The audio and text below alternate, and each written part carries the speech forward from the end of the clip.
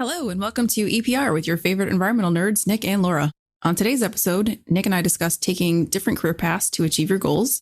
Then we talk with Hollie Schmidt about her long career journey at Jacobs, recent coastal projects, and advice for women in the workplace. And finally, phobias are thought to be passed down genetically from memories of our ancestors. Is that true, Nic? Where'd you find this? Well, yeah, it's just one of those little internet facts, which are obviously correct. And yeah, but no, I think it makes some sense, right? Like, I just inherently think spiders look creepy. I'm not afraid of them, but I'm like, I see a spider and I'm like, that's different. You know what I mean? So I don't know. Maybe that does make sense. So yeah, I don't know. Well, they get a bad rap. Poor things. I know, they really do. Hit that music.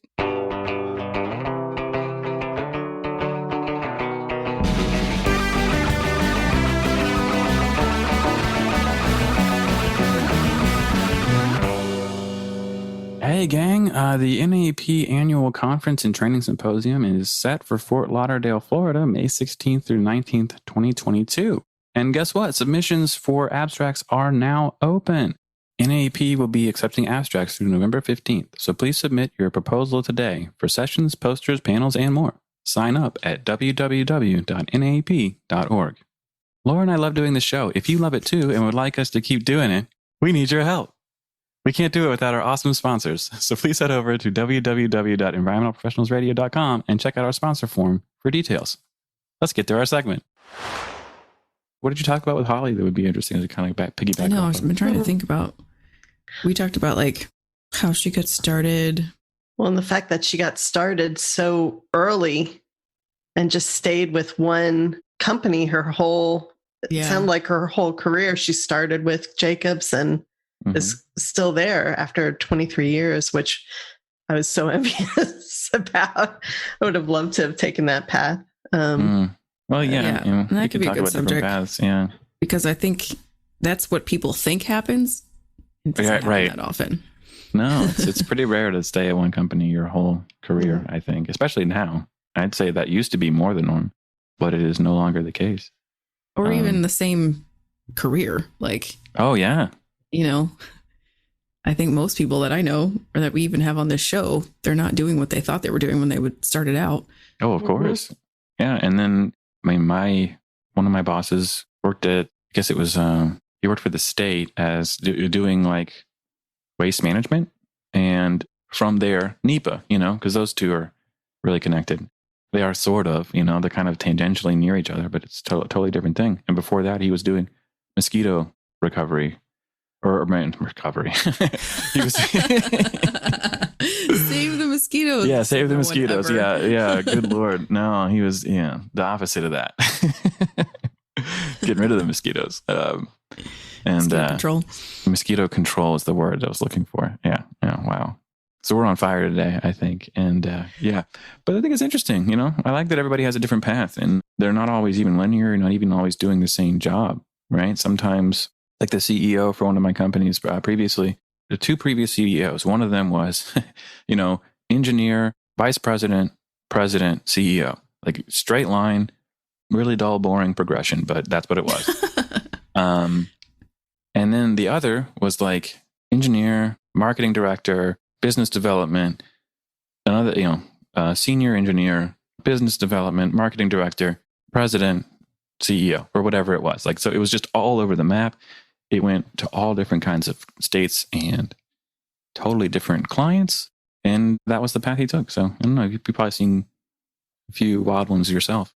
Oh, yeah. And I think the main thing is that, especially for young people or people just starting their careers, like neither one is better or different or worse than the other. Right. I know plenty of people who are in that sort of bounce around track who are looking at other people who appear to be on that more linear track and feeling like, oh, I messed up, I should have done things differently, or just feeling like they've failed at something. And then I know plenty of people who've been on that linear track who are like, am I doing the right thing? Am I missing out on something else? Should I have done something else? And I think what we learned from talking to Hollie is that if you do know what you want to do and you can get a foothold in it early and you're lucky enough to get the opportunities, because a lot of it's out of your control. even if you wanted to do something linearly, sometimes an opportunity comes along, or sometimes an opportunity shuts itself down and you're forced to do something else. Yeah. But she was able to be so far and so expert in what she does because she's been doing it for so long. Yeah. The whole 10,000 hours makes you an expert kind of thing. Yeah, exactly. But on the flip side, when you bounce around all over the place, you learn a lot of different things, different perspectives. And so you bring a whole bunch of different stuff to the table. I think we need combinations of both of those types of people. Oh, yeah, 100%. You get, strong culture people that can help bring people together that have been there a long time. And then you get new, fresh ideas from people who haven't. And they've been like, oh, well, one of my previous stops, this is the way we handled accounting. And it was super efficient, very fun, very engaging, fun. As fun as accounting can be. Or just as informative and interesting. It's you learn that kind of stuff, processes, and even how people work, just getting different perspectives. 100% agree with that. And that's a really good, solid advice.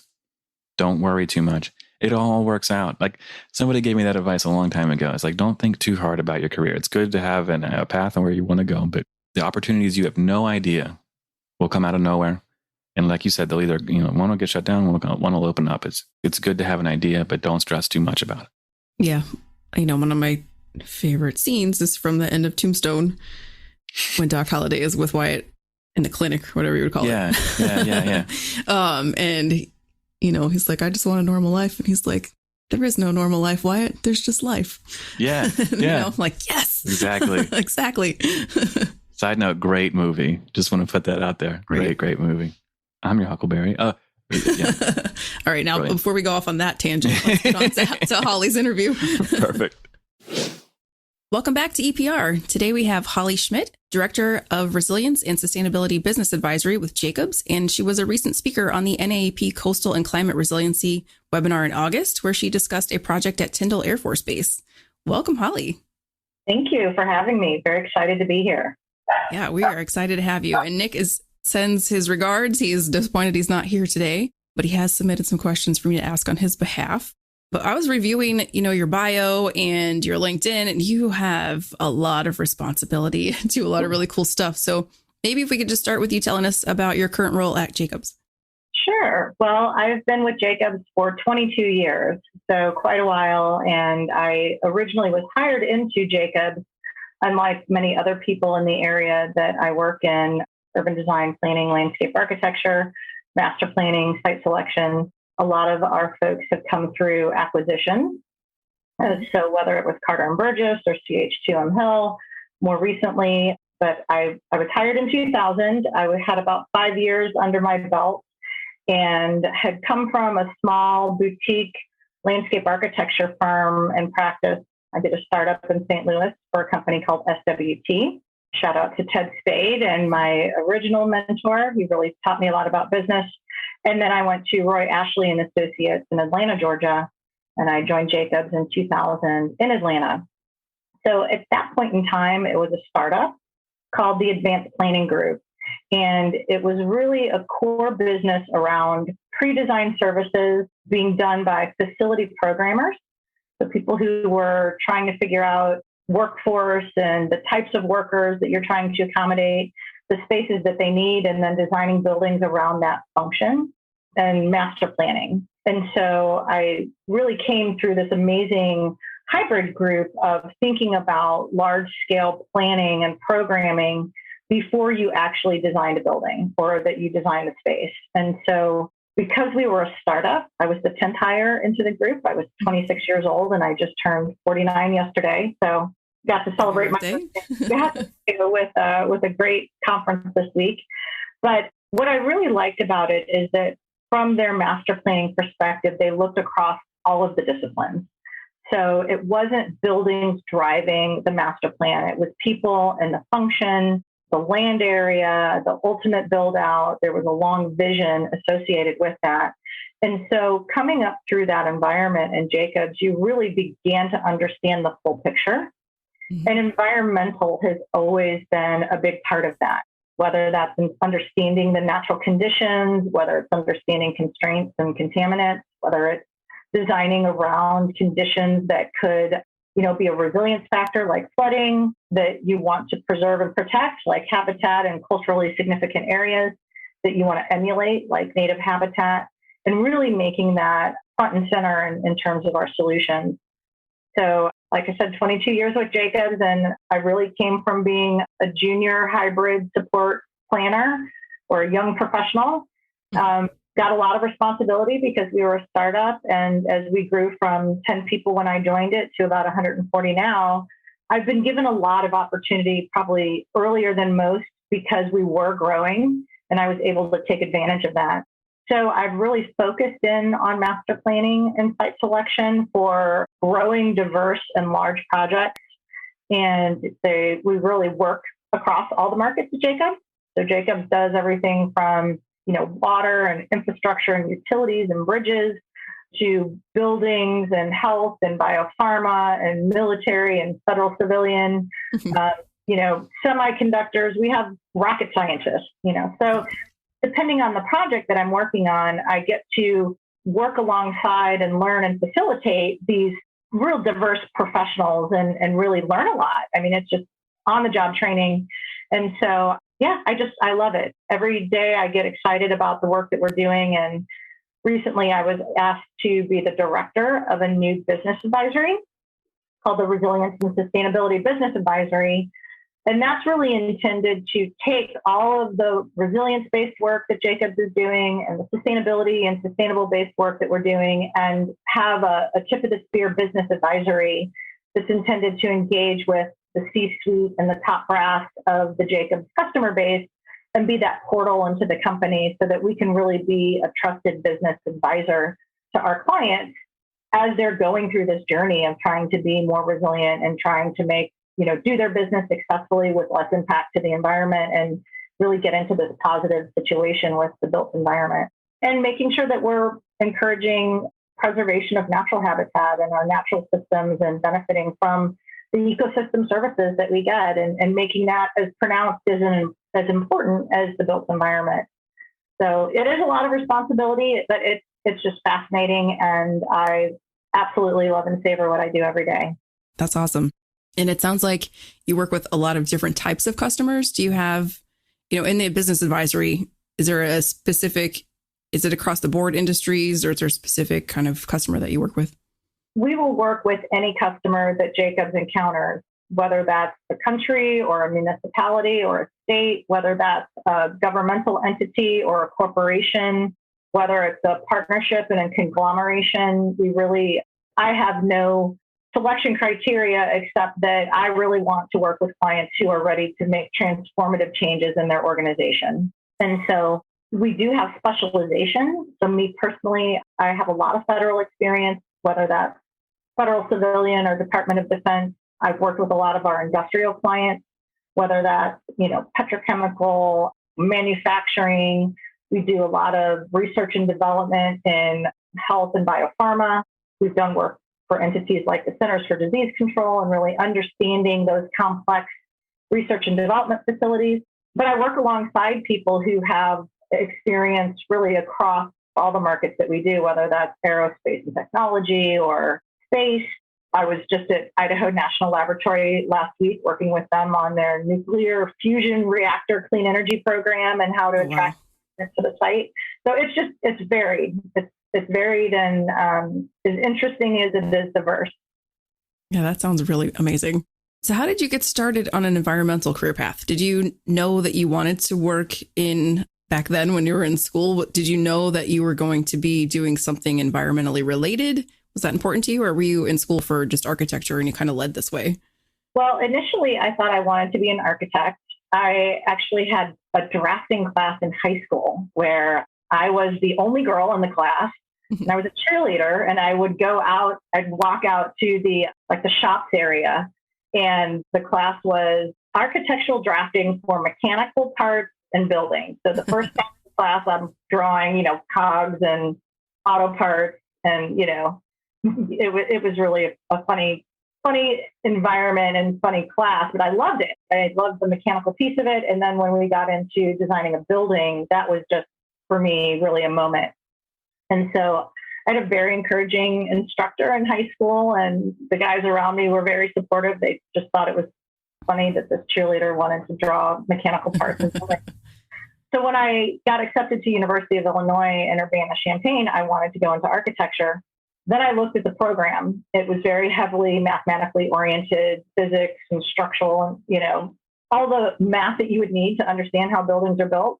And that is not my strength. And so then I looked at the landscape architecture program with, plant biology and civil engineering aspects and things around science and the natural environment and horticulture. And I have an uncle who's a landscaper and has had a landscape business for a long time. And so I was very inspired and influenced by that. And so I ended up going into landscape architecture and, having those influences in that curriculum around design with the land and understanding how plants and horticulture work and how to emulate natural environments for whether it's conservation or preservation or habitat enhancement or social and people interaction and enhancement.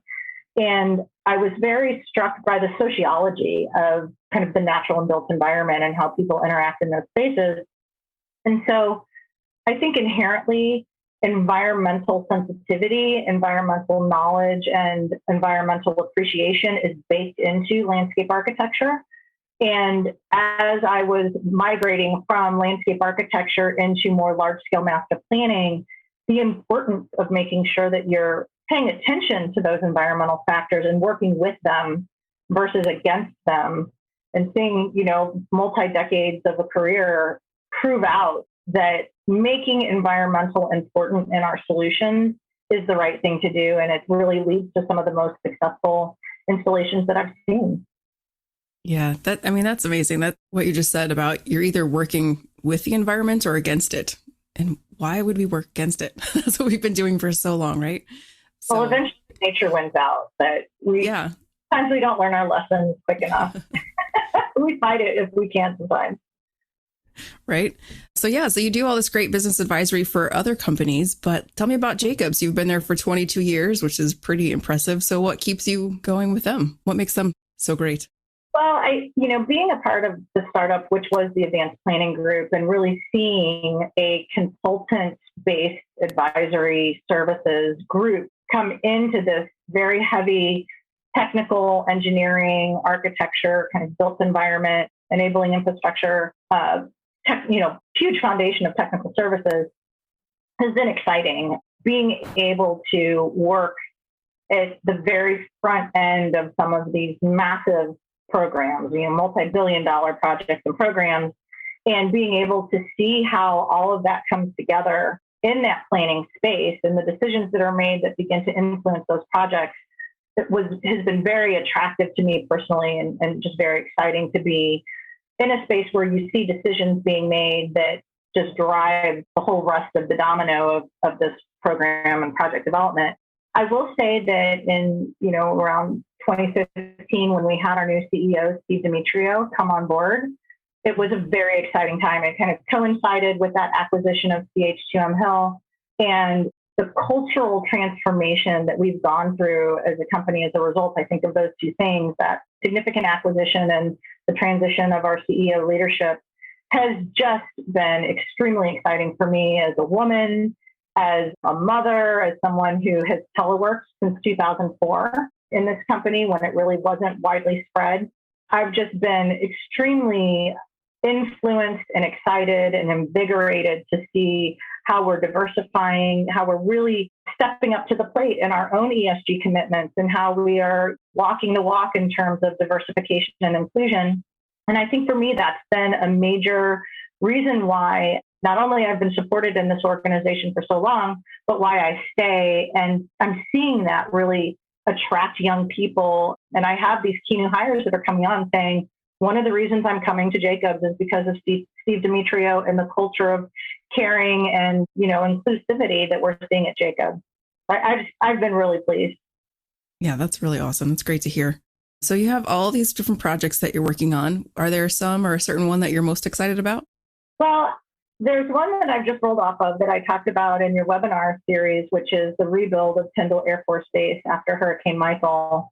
And that's probably been the most significant project that I've worked on in my 26-year career. This is an Air Force base on the panhandle of Florida that was hit by a Category 5 hurricane in October of 2018, and it just completely and utterly devastated the base.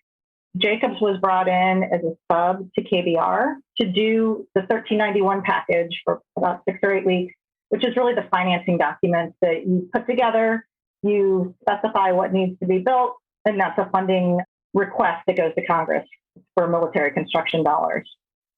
So like I said, 6 or 8 weeks, and I was there for 18 months. We ended up just getting completely immersed in this program around what needs to be rebuilt, how do you rebuild it, and to get bipartisan agreement, it had to be rebuilt more resilient, more sustainable, and with smart technologies infused into that whole rebuild. So in total, it's about a $5 billion program. $3 billion of that came from Congress. And so I worked across about 250 technical disciplines in the natural and built environment on things like coastal resilience and how do you do engineering with nature solutions, and working with ERDIC and the Corps of Engineers and Dr. Todd Bridges on, bringing those practices to Tyndall. How do you use the natural environment as the first line of defense in a coastal environment where that sea level rise is occurring and that storms are getting more intense, and so the surge levels are getting greater? How do you build for increased wind speeds, and how does that ripple through roofs and door frames and structural components and foundations for lights and, signage? How do you revegetate in a way that helps with that water mitigation, whether it's falling from the sky or surging from the sea, and heal a lot of the areas that were previously developed in a way that's indigenous and is more resilient? They had these pine trees that became projectiles. So it was just extremely exciting, and I think it changed me as a professional, and it got a lot of recognition in the industry and Jacobs. But I think that's probably the platform that allowed me to be asked to be the director of this new advisory. So something that I'm extremely proud of as a past project, but we're working right now with a lot of federal civilian entities. We're doing a lot of resilience pursuits across the country and specifically in Florida. And we're really trying to drive those nature-based solutions into our practice areas and really making that compelling business case for why sustainably driven solutions are actually financially viable and have greater returns from the non-financial aspects. We recently finished a project like that for a biopharma project that's going to go in North Carolina. And we were able to influence that project and get the client to agree to go to a whole LEED Gold campus for this $2 billion biopharma facility that's going to make the fillers for vaccines. So it's just been, I think, powerful and impactful to see that if you do a life cycle analysis on highly resilient and sustainable solutions, there is an extremely strong business case from a financial perspective, and then recognizing that the non-financial aspects, such as impact to the environment, not do less harm, but how do you become regenerative versus just net zero? How can you really be a part of the community and use the community as part of your success story? How can you use sustainable solutions for not only doing more efficient and less impactful designs, but also delivering resilience, because now you're more water efficient and you have alternative sources of power. So I've been trying to take that story to our clients and using environmental proven methods as part of that, really that push into better development. Yeah, that's fantastic. I mean, there have been companies and people who have been saying these things for years, decades, right? This is not necessarily new, but it's becoming a little bit more widely acceptable, would you say? I think that there's a shift when you see the financial market moving petrochemical companies to being more sustainable and more accountable to their ESG commitments. I think that's indicative of a holistic overall watershed moment. And I think we're there. And so people are now understanding that sustainability isn't just lip service. Resiliency isn't just something that you say. You actually have to prove and deliver those things. And I think what was a real eye-opener for me is explaining to our clients that you can make a commitment, you can make an ESG commitment or a resilience commitment or a community commitment, but you don't get credit for that until you demonstrate that you're operating that way. So you can commit to it, you can fund it, you can design it, but unless you defend it through those value engineering stages and through the construction phase and through operational, and you're actually operating that way and you can take credit for operating the way that you committed to, you don't get to take credit for it. And so that, I think that was a big eye opener to say, you can't just say you're going to do it. You have to prove and demonstrate that you're doing it. Right. And at what point, so a potential customer comes to you with a project, and do they already know that they want this type of work? Or is there a point where you step in and say, well, let me tell you how you should probably be considering this with sustainability and resilience? It's a little bit of both. And some clients come to us and they say, we want this development to be a LEED Gold campus. We can absolutely deliver that. Sometimes we have clients come to us and say, we've got these ESG corporate commitments, but we don't know what that means related to our project. And so we take those commitments and say, okay, here's a performance standard and a key performance indicator, and here are design guidelines as they relate to your water system and water treatment, as they relate to power consumption and power sources, as they relate to waste and waste handling, as they relate to how you develop your site and how you treat stormwater, for instance, is a great one. So we can translate that for them. But more and more, I'm saying, would you be agreeable to a 7 to 10% capital cost increase to your project if we could demonstrate significant operational savings and over a doubling of your non-financial aspects of your project? And they'll say, well, yeah, if we're looking at a 30-year development or a 50-year development or a 100-year development, that's very compelling. But it takes being able to prove those out, which we've done across many programs now, to give them those case studies and to really use the strength of the trusted technical expertise and cost estimating and scientific backing that Jacobs brings to the project, to have them trust us that we're going to be able to deliver on that. So I try and push it. I encourage it. And sometimes it's as much working with our own folks as it is our clients. And so I don't want to give this impression that it's easy. It's not easy.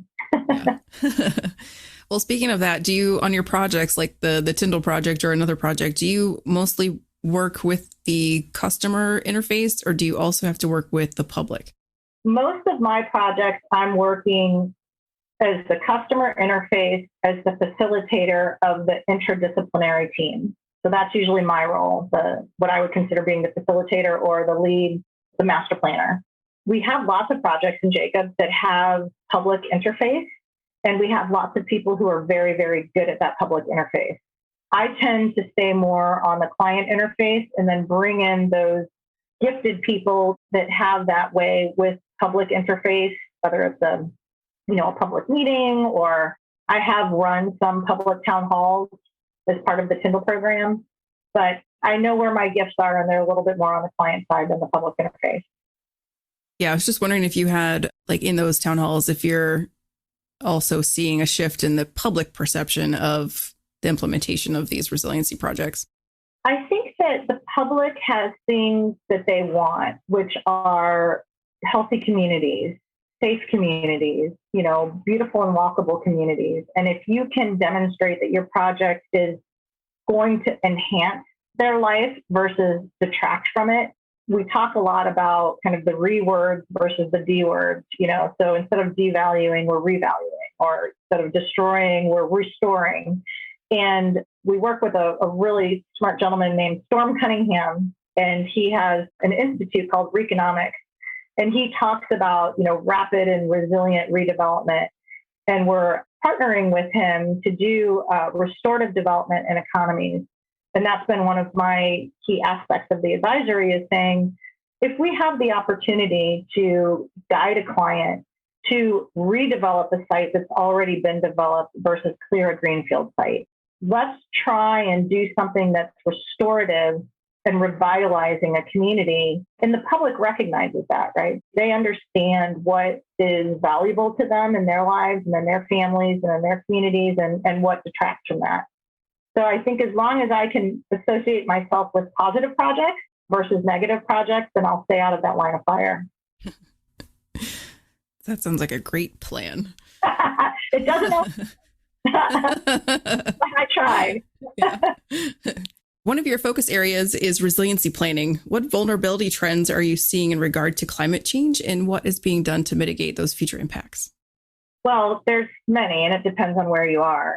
I like to say that we do our vulnerability assessments on climate, culture, and context, and really in relation to what it is that we're trying to build or trying to mitigate. From a physical aspect and climate adaptation, depending on where you are. So I'll take Florida, for instance, we're dealing with water, whether that is high rain events, surge, sea level rise, sunny day flooding. We're paying a lot of attention to what's happening in Miami, and how we can, again, use nature-based solutions to emulate the natural environment to the greatest extent possible. That's not always possible because it takes a lot of space. It takes up more room than a wall, but it is more enduring and it has more longevity. It's also more dynamic, because a lot of times those coastal environments are dynamic and they're not fixed. We're also talking about social resilience. We're looking at some resilience hubs and how resilience from a community perspective is important, whether that's access to power and water and resources in a flood or after a storm event or some sort of disruptive event, whether that's access to transport and the ability to get around, walkability, and how healthy is your community from a pedestrian mobility perspective. And how can we use those transport systems, whether it's walking or alternative forms of transportation, to create resilience to a community? How can we make sure that communities have diversity? And this whole notion of when COVID hit, this 15-minute city, and now what happens when you sort of retract on yourself, and what makes a community healthy is, can I walk or drive, or not even drive, ride my bike for 15 minutes and get to where I need to go? So that diversity of services nearby, and really looking at, the social, environmental, and people aspects of resilience, as well as the physical aspects, because many of our areas that get most impacted by climate change are some of our poorest and some of our, most anemic communities. So we're trying to enhance our team so that we're not just looking at those physical aspects. Great. That's wonderful. So as a lot of people advance up the change, and it sounds like you've been in leadership for quite a long time, do you ever still get to go out in the field? I do, but I make that a priority. I wanted to make sure that as I went up the leadership chain, that I didn't lose touching projects. And so I didn't want to go just into an operational leadership role or a sales leadership role or an initiative leadership role. And so, yes, I still get to go into the field. I did that a lot at Tyndall and went out into some of the most pristine coastal environments I've ever been in. I was just like, I think I mentioned earlier, at Idaho National Laboratory, and went out into the Idaho desert and looked at where some of, their nuclear reactors are that they're doing R&D to help really bring about that clean energy source. And I was just in San Diego for the Sustainable Brands Conference and exploring around there and just, looking around that beautiful coastal environment. So I try and get out into, every major project I'm working on. I like to do the site visit, to walk around the site, see the building, see the environment, and see the, the context, and really, just understanding what those influences are in that space. So I really enjoy that piece of it, and I still love working with the clients. So I don't really ever see myself being in a position where I lose that aspect of it. That's great. And your projects all over the world? All over the world. I mean, I've worked mainly, I had a bunch of work in Morocco. I was going to Morocco for several years and spent the summer in Casablanca on an assignment working with their phosphate mining company, OCP. I've done work, over in Germany and the Netherlands. I was just in Denmark in April working for a biopharma client over there. So I love going, to Europe. I'm hoping, I can't say the name of the project yet because we haven't won it, but we're talking to a great spirits company client for some work down in Mexico outside of Guadalajara. So I hope that comes through next week, but looking forward to getting down there and all over the U.S. I mean, one of the things I love about my job is that I'm just an avid traveler, and I love to see new places and meet new people. And so the job at Jacobs really affords me that and exposes me to all of these different places and the, sort of the majesticness and the wonder of the world. That's fantastic and super, super inspiring. So do you have some advice or one best piece of advice that you might give to women working their way up their careers? I think my piece of advice would be do business the way that you are as a personality. I'm a very optimistic person. I'm a very outgoing person. I like to hug, but I also like to say what I think. And so I've never found emulating someone else's personality as a way to my success.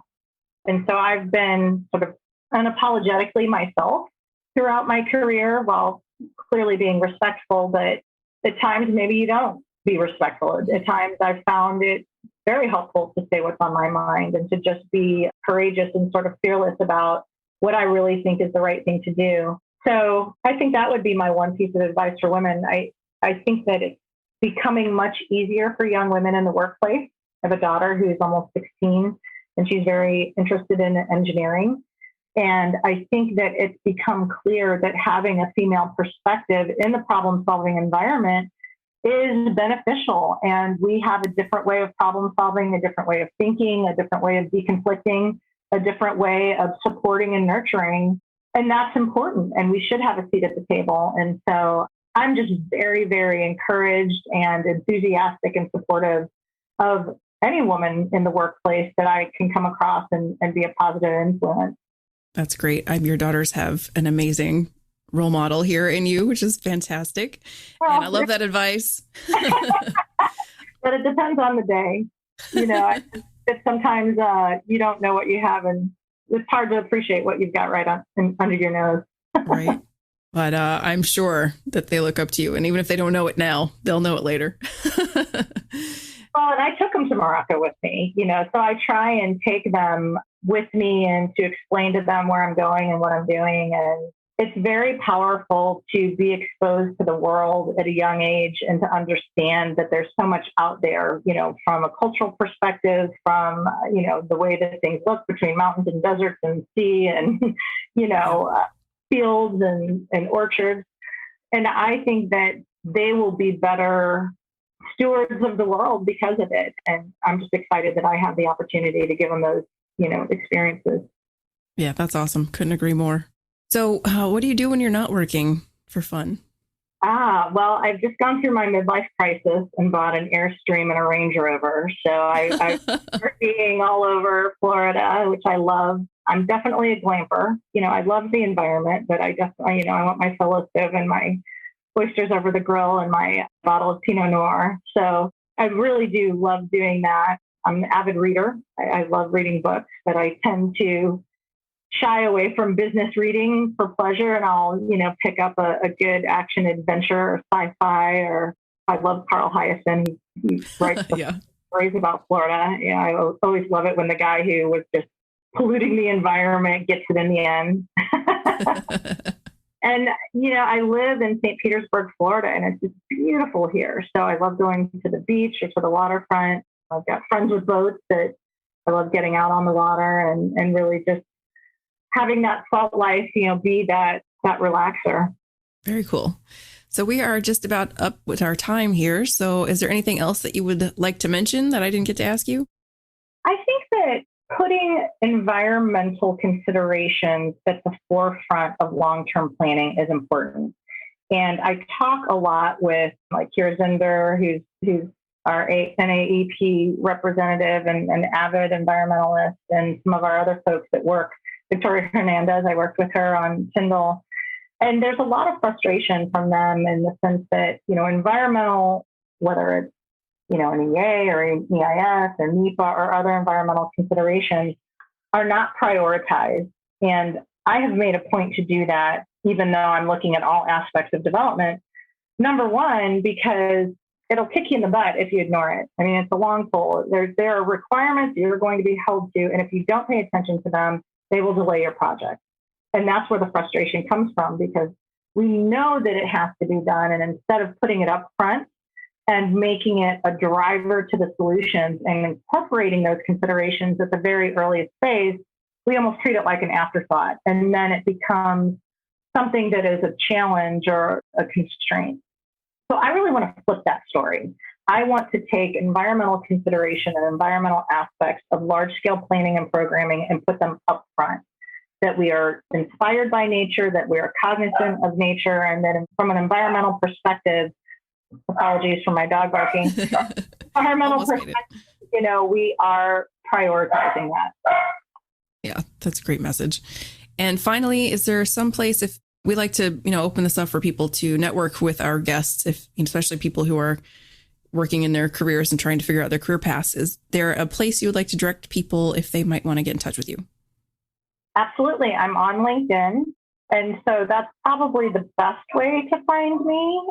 Our advisory is so new that I don't have a link on jacobs.com yet, but I should soon, where we'll have a page that can also, you can reach in and access me that way. Okay, wonderful. Maybe you can send that to us. We'll add it to the description. Well, thank you so much, Hollie. It was awesome to have you here today. Sorry, Nic, that you could not join us, but we're have you here in spirit. Everyone have a wonderful day. Well, thank you for having me. That's our show. Thanks, Hollie, for joining us today. Please be sure to check us out each and every Friday. And don't forget to subscribe, rate, and review. See you, everybody. Bye.